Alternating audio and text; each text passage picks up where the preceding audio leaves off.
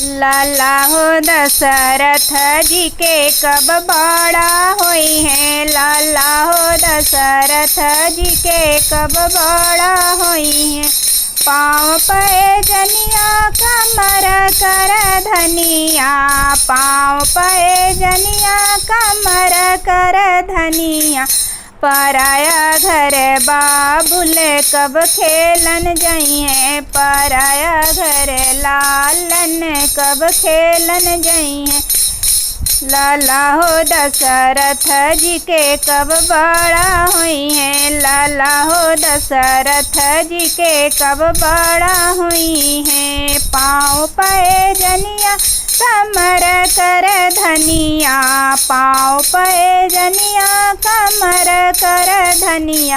पराया घर खेलन कब लाल जइहें, पराया घर खेलन कब लाल जइहें। सीता लाला हो दशरथ जी के कब लाल हुई हैं। लाला हो दशरथ जी के कब बड़ा हुई हैं। लाला हो दशरथ जी के कब बड़ा हुई हैं।